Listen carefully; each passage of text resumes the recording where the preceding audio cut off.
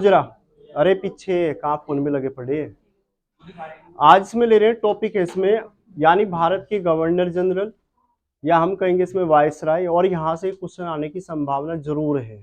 ठीक है, जितने भी मैंने इसमें क्या करवाई, तुम्हें जनगणना करा दी, अनुच्छेद करा दिए, और आर्टिकल एक रह रहा है इसमें अनुसूची, और साथ में भाग, वो कल वाली क्लास में जोड़ के करा दूंगा। ठीक है, तो यहाँ पे सबसे पहली बात कर लेते हैं भारत की, यानी गवर्नर की। गवर्नर में सबसे पहले अगर हम कहें कहाँ चल रहे हैं, हम बंगाल में। भाई बंगाल का एक नवाब था जिसका नाम क्या था, सिराजुद्दौला, पढ़ा था हमने।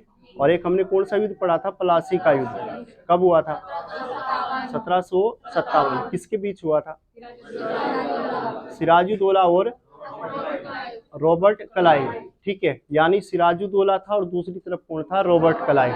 तो जब बंगाल पर क्या हो जाता है, अंग्रेजों का राज हो जाता है, अधिकार हो जाता है, तो हम क्या देखेंगे वहां पर, यानी वहां का एक गवर्नर बनाया जाता है जिसका नाम क्या था, रॉबर्ट क्लाइव। तो सबसे पहली बात कर लेते हैं, बंगाल की तरफ चल रहे। बंगाल हमने पढ़ा भी था। ठीक है, अगर बंगाल का पहला गवर्नर कहा जाए तो इनका नाम क्या था, रॉबर्ट क्लाइव। क्या नाम था, रॉबर्ट क्लाइव। रॉबर्ट क्लाइव का जो कार्यकाल रहेगा 1757 से लेके 60 तक, 1757 से 60 तक। और दूसरा कार्यकाल, यानी दो बार रहा है बंदा, एक 1757 में और दूसरा 1700, एक तो 1757 से 60 तक हो गया, और फिर कब रहा, 1765 से 67 तक रहा। ठीक है, अगर बात करें इसी के समय में हम एक युद्ध देखेंगे, प्लासी का युद्ध।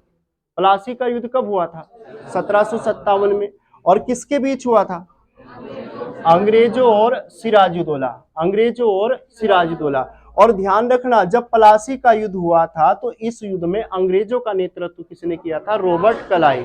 किसने किया था, Robert Clive. Very very important कि प्लासी के युद्ध में अंग्रेजों का नेतृत्व करने वाला कौन था, रॉबर्ट क्लाइव था। इतना क्लियर हो गया। इसके बाद अगर बात करें सिराजुद्दौला के बाद, हम देखते हैं जैसे सिराजुद्दौला की मृत्यु हो जाती है तो सिराजुद्दौला के बाद बंगाल का नवाब कौन बनता है, तो हम कहते हैं मीर जाफर। कौन बनता है, मीर जाफर। ये वही मीर जाफर है जिसने क्या, सिराजुद्दौला को क्या दिया था, धोखा दिया था, है ना। अगर ये धोखा ना देता तो क्या अंग्रेज क्या बंगाल पर अधिकार कर पाते, नहीं कर पाते। साथ में बंगाल में दस्तक प्रणाली किसने शुरू करी थी, मीर जाफर। और दस्तक प्रणाली हमने पढ़ा भी था, एक प्रकार का पास था ये। और एक प्रकार का पास, यानी अंग्रेज लोग क्या करते थे, इस पास को इससे बनवाते थे और उसे बेच देते थे। और ये भी देखा था हमने इसमें, इस तरह से क्या है, बंगाल की जो अर्थव्यवस्था है वो क्या हो जाती है, बिगड़ जाती है। और मीर जाफर को हटा दिया जाता है, इसी का दामाद होगा जिसे कहते हैं मीर कासिम।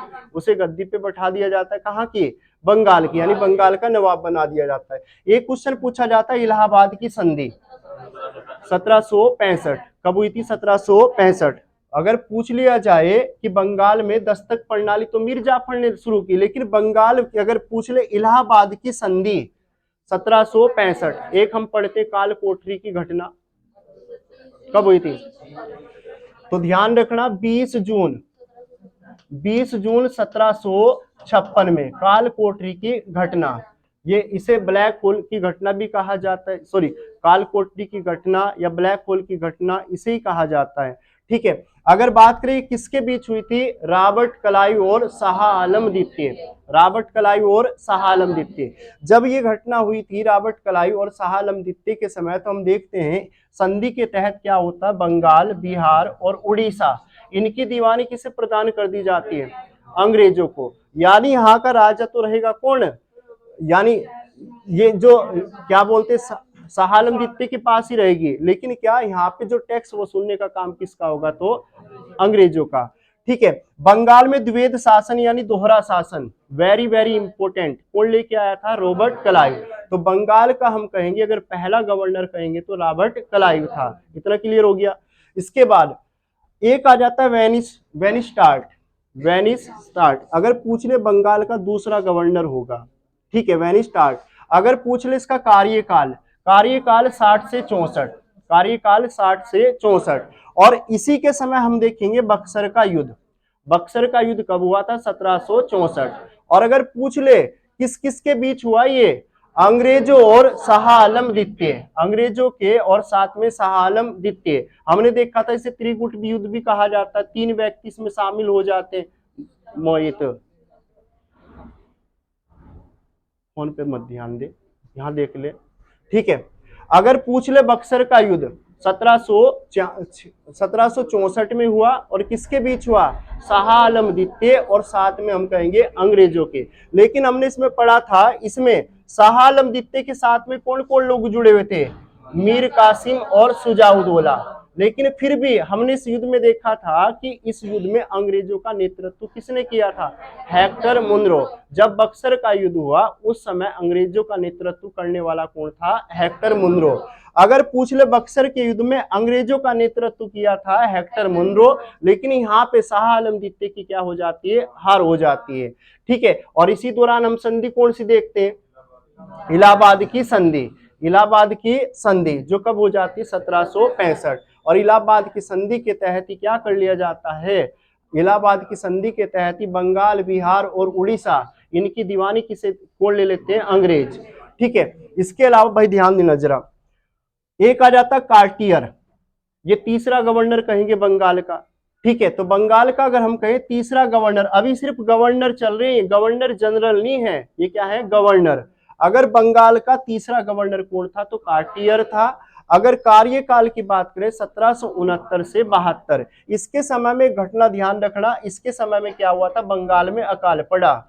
अगर पूछ लिया जाए कि बंगाल के अंदर या भारत के अंदर अकाल कब पड़ा था, तो हम कहेंगे भयंकर अकाल कब पड़ा था, तो हम कहेंगे 1770 में। किसके समय पड़ा, कार्टियर, किसके समय में, कार्टियर, वेरी वेरी इंपोर्टेंट।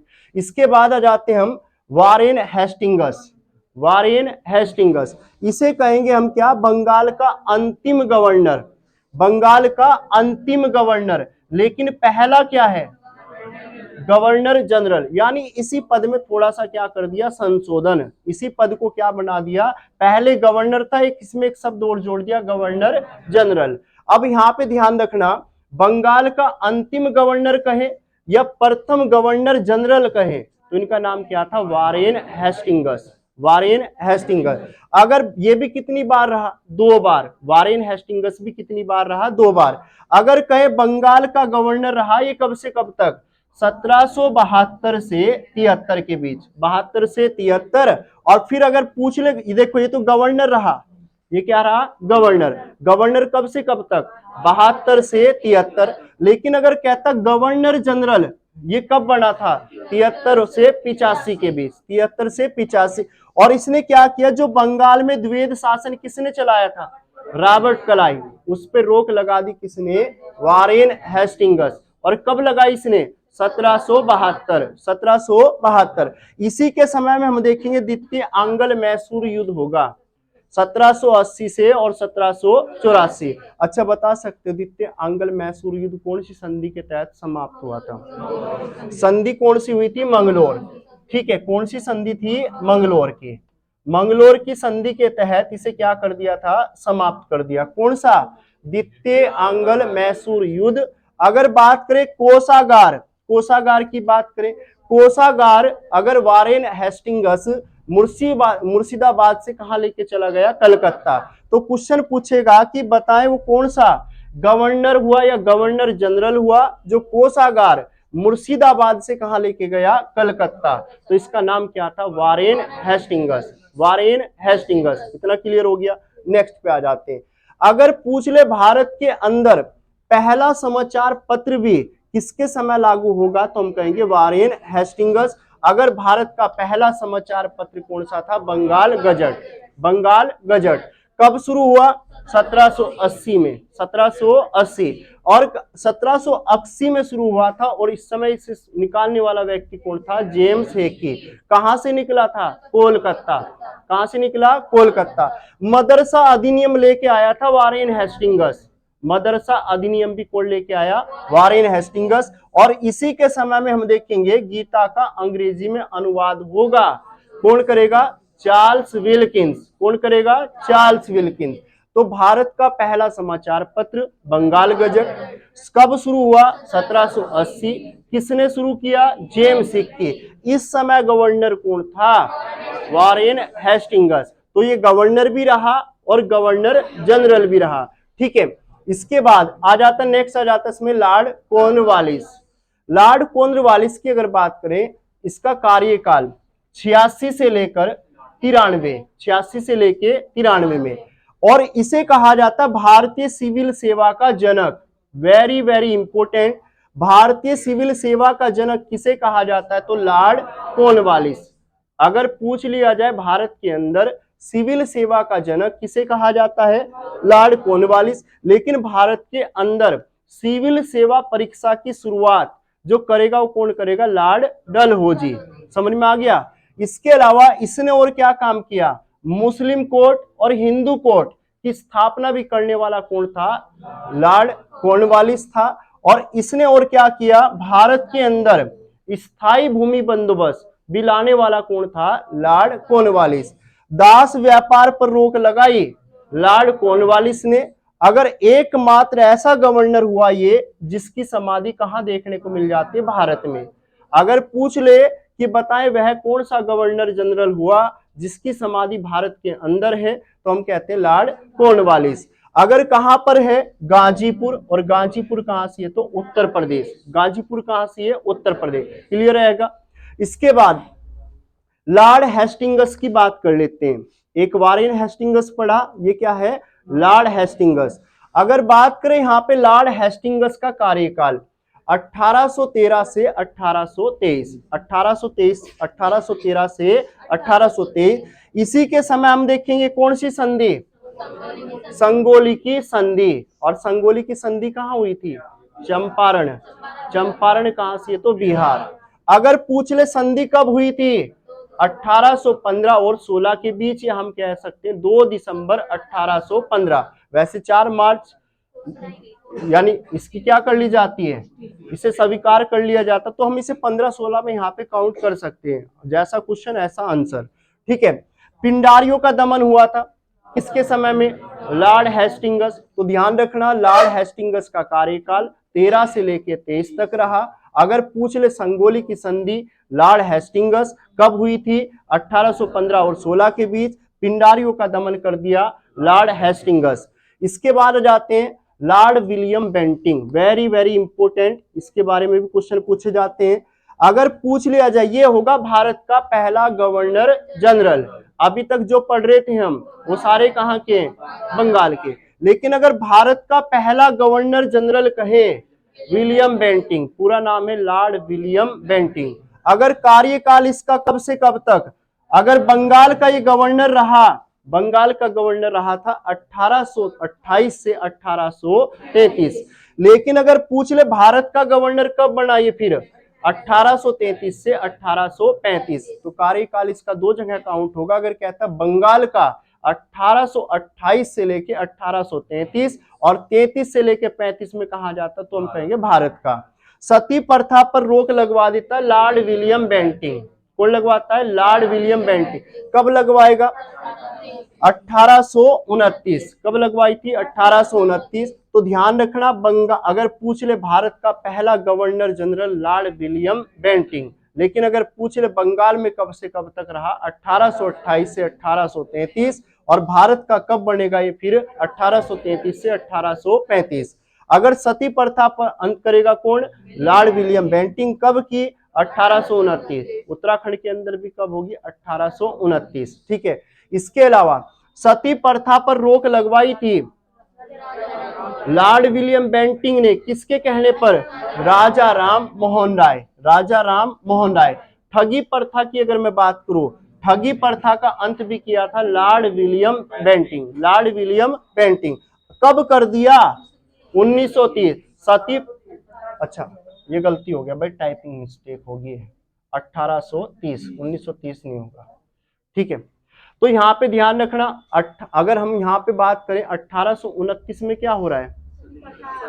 1829 में सती प्रथा का अंत हुआ और 30 में क्या हो गया? ठगी प्रथा का अंत हो गया।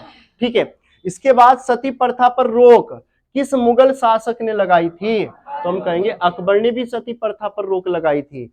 अगर भारत में अंग्रेजी को शिक्षा का माध्यम बनाने वाला था, लॉर्ड विलियम बेंटिंग। पूछ लेगा अंग्रेजी को शिक्षा का माध्यम किसने बनाया? Lord William Bentinck. किसकी अनुशंसा पर? Lord Macaulay. किसके कहने पर? Lord Macaulay. और शिशु बालिका हत्या पर भी रोक लगाई थी लॉर्ड विलियम बेंटिंग। तो ध्यान रखना, सती प्रथा पर रोक किसके सहयोग से लगाई गई? राजा राम मोहन राय। कब लगी थी? 1829। कब लगी थी? 1829। ठगी प्रथा का अंत भी करेगा लॉर्ड विलियम बेंटिंग। अगर कब करेगा? 1830 में। और सती प्रथा पर रोक किस मुगल शासक ने? अकबर ने। भारत में अंग्रेजी शिक्षा को माध्यम बनाने वाला विलियम बेंटिंग। अगर किसकी अनुशंसा पर? किसकी अनुशंसा पर? Lord Macaulay. अगर शिशु बालिका हत्या पर भी रोक लगाएगा लॉर्ड विलियम बेंटिंग। इसके बाद आता लॉर्ड मैटकोप, ये भी इंपॉर्टेंट है, ये भी कई बार पूछा गया। लॉर्ड मैटकोप की अगर बात करें, मैटकोप का कार्यकाल रहा 35 से 36, 35 से 36। और भारतीय समाचार पत्रों का मुक्तिदाता कहा जाता किसे? मैटकोप। किसे कहेंगे? मैटकोप। भारतीय समाचार पत्रों का मुक्तिदाता किसे कहा जाता है? मैटकोप। इसके बाद नेक्स्ट आ जाता है लॉर्ड ओकलैंड। लॉर्ड ओकलैंड, ये वही ओकलैंड है जिसे हम कहते हैं ग्रांड ट्रक रोड का जनक, या कहते हैं जीटी रोड का जनक। ठीक है। ओकलैंड का कार्यकाल 36 से लेके 42 तक रहेगा। अगर बात करें इसके समय में, हम देखेंगे क्या होगा? प्रथम आंग्ल अफगान युद्ध होगा 1839 से 1842 के बीच। ग्रांड ट्रक रोड का पुनर्निर्माण कराएगा कौन? कराएगा ओकलैंड। कौन कराएगा? ओकलैंड। इस कारण ग्रांड ट्रक रोड का जनक कहा जाता ओकलैंड को। लेकिन यहाँ पे ध्यान रखना, ग्रांड ट्रक रोड का पहली बार निर्माण किसने करवाया? शेर शाह सूरी। और इसने पहली बार कौन सा सिक्का चलाया था? रुपये का। अगर पूछ ले शेर शाह सूरी ने भारत के अंदर सबसे पहले कौन सा सिक्का चलाया? रुपए का। या भारत में रुपए के सिक्के की सबसे पहले शुरुआत किसने करी? शेर शाह सूरी। अगर पूछ लिया जाए शेर शाह सूरी कौन से युद्ध में मारा गया? कलिंजर। कलिंजर का युद्ध कब हुआ था? 1545। अगर पूछ ले यहाँ पे शेर शाह सूरी का मकबरा सासाराम बिहार। अच्छा बताओ जरा, भारत के अंदर सबसे पहले शुद्ध सोने के सिक्के चलाए थे किसने? है जी, कुषाणों ने। लेकिन अगर पहली बार सोने की मुद्राएं या सिक्के चलाए गए थे तो ध्यान रखना हिंद यूनानियों ने, या हम कहेंगे इंडो ग्रीक शासकों ने। ठीक है। अगर पूछ ले अगर शीशे के सिक्के चलाए, सातवाहन शासकों ने, ये भी इंपॉर्टेंट है। ठीक है।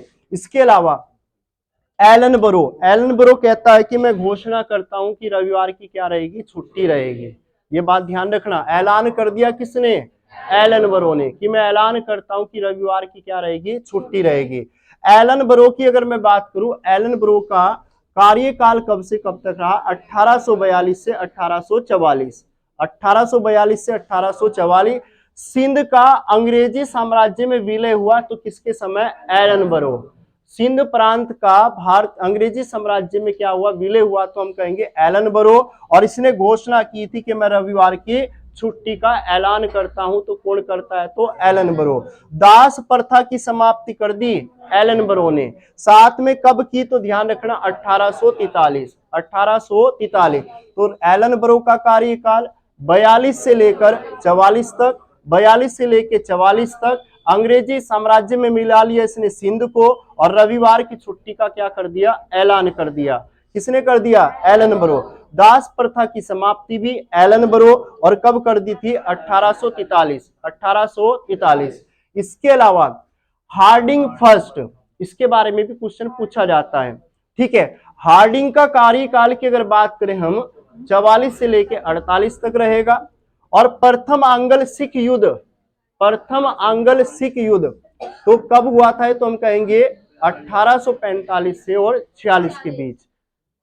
कुछ गलत है क्या? नहीं है। इसके समय में हम एक संधि देखेंगे जिसे कहा जाता है लाहौर की संधि। और लाहौर की संधि कब हो जाती है? 1846। नरबली, वेरी वेरी इंपॉर्टेंट, ये क्वेश्चन इंपॉर्टेंट है भाई। नरबली पर, यानी नरबली का मतलब मानव की बलि पर रोक लगाने वाला कौन था? तो हार्डिंग फर्स्ट था। कौन था? Hardinge first. इसके बाद आ जाता है Lord Dalhousie, very very important, Lord Dalhousie. ठीक है। कार्यकाल रहेगा इसका तो ध्यान रखना 1848 से लेकर 1856। ठीक है। 1848 से लेकर 1856 तक कार्यकाल रहेगा। आधुनिक भारत का जनक कहा जाता है डलहौजी को। आधुनिक भारत का जनक किसे कहेंगे? डलहौजी को। इसने व्यापगत सिद्धांत दिया था, राज्य हड़प नीति का सिद्धांत किसने दिया? कभी कभी क्या करता है वो, राज्य हड़प ना देकर क्या देता, व्यापगत सिद्धांत, जो किसके द्वारा दिया जाता है, तो हम कहेंगे डलहौजी। तार विभाग की स्थापना करेगा डलहौजी, यानी तार विभाग की स्थापना भी किसके समय होती है, डलहौजी। और कब हुई थी ये, 1854। 1854 में ही हम देखेंगे डाक विभाग की स्थापना भी करेगा कौन, डलहौजी। तो ध्यान रखना, डलहौजी का कार्यकाल कब से कब तक, 1848 से 1856। आधुनिक भारत का जनक कहा जाता है। साथ में व्यापगत सिद्धांत दिया था किसने, डलहौजी। तार विभाग की स्थापना भी डलहौजी और डाक विभाग की स्थापना भी डलहौजी। इसके अलावा आ जाते हैं भारत में पहली बार डाक टिकट की शुरुआत करेगा तो कौन, डलहौजी, 1854। लेकिन ध्यान रखना, लोक सेवा आयोग की स्थापना भी किसके समय होगी, डलहौजी। और कब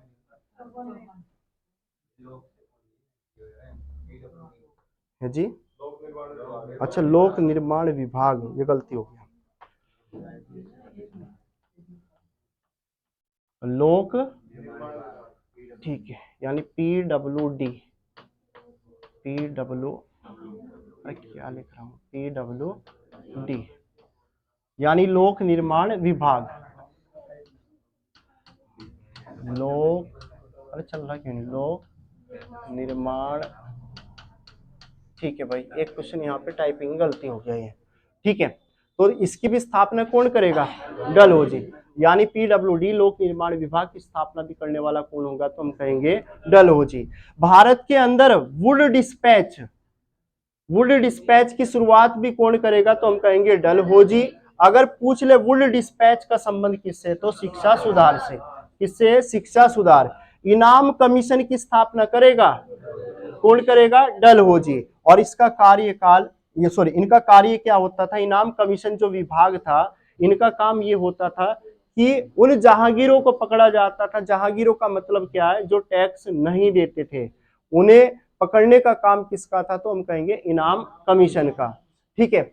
अगर भारत के अंदर राज्य हड़प नीति लेके आता है डलहौजी। अगर पूछ ले भारत के अंदर राज्य हड़प नीति किसने लागू करी, डलहौजी ने। अगर पूछ ले सबसे पहले किसे हड़पा था इसने, सतारा। अगर डलहौजी ने सबसे पहले हड़पा किसे, सतारा। और सतारा कहां से, तो महाराष्ट्र। भारत में खुली प्रतियोगिता परीक्षा कौन करवाता है, डलहौजी। पहले प्रतियोगिता कहाँ होती थी, ब्रिटेन में। अगर आपको IAS PCS की अगर पेपर देना हो तो कहाँ जाना पड़ेगा, ब्रिटेन, समुद्र पार करके जाना पड़ेगा ब्रिटेन। लेकिन इसे भारत में कौन लेके आता है, तो हम कहेंगे डलहौजी। तोप खानों का मुख्यालय कलकत्ता से मेरठ लाया, डलहौजी। अगर भारत में रेल का जनक कहा जाता है, डलहौजी। अगर भारत में सिंचाई विभाग की स्थापना भी करेगा, डलहौजी। तो यहाँ पे राज्य हड़प नीति लागू करने वाला डलहौजी। सबसे पहले हड़प लिया सतारा। सतारा कहां से, महाराष्ट्र। और भारत में खुली प्रतियोगिता परीक्षा, डलहौजी। तोप खानों का मुख्यालय कोलकाता से मेरठ लाया, डलहौजी। और भारत में रेल का जनक भी डलहौजी। और भारत में सिंचाई विभाग की स्थापना भी कौन करेगा, डलहौजी। बताओ जरा। अच्छा क्वेश्चन ये है, अगर पूछ लिया जाए प्लासी का युद्ध हुआ था कब, 1757। किसके बीच, अंग्रेजों और सिराजुद्दौला। अंग्रेजों और सिराजुद्दौला। लेकिन अंग्रेजों का नेतृत्व किसने किया, रॉबर्ट क्लाइव। अगर पूछ ले बंगाल में दस्तक प्रणाली लेके आया कौन, लेके आया, मीर जाफर। अगर पूछ लिया जाए इलाहाबाद की संधि हुई 1765। अगर इलाहाबाद की संधि हुई तो 1765। ये किस किस के बीच हुई थी, शाह आलम द्वितीय और अंग्रेजों के। शाह आलम द्वितीय और अंग्रेजों। कितनी दीवानी प्रदान कर दी, पहली कौन सी, पहली बंगाल, फिर उड़ीसा और फिर बिहार। यानी बंगाल, बिहार, उड़ीसा। बंगाल, बिहार और उड़ीसा। एक हम पढ़ते हैं बक्सर का युद्ध 1764। किसके बीच हुआ, अंग्रेजों और शाह आलम द्वितीय। एक हमने इसमें पढ़ा भी अभी, अगर पूछ ले भारत में स्थायी भूमि बंदोबस्त की शुरुआत करने वाला, लॉर्ड कॉर्नवालिस। अगर पूछ ले भारत में सिविल सेवा का जनक भी कहा जाता है, लॉर्ड कॉर्नवालिस। अगर दास व्यापार पर रोक लगाई, दास व्यापार पर रोक लगाने वाला एलन ब्रो, दास प्रथा का अंत कर दिया था एलन ब्रो ने। ठीक है, अच्छा ये बताओ जरा, भारत का प्रथम governor general Lord William Bentinck. अगर पूछ ले सती प्रथा पर रोक लगाई लॉर्ड विलियम बेंटिंग, कब लगाई? 1829। ठगी प्रथा पर भी रोक लगाई लॉर्ड विलियम बेंटिंग, कब लगाई? 1830। ठीक है, एक क्वेश्चन इसमें सही कर लेना, ये 1900 रखा है। ठीक है, कट मार दे।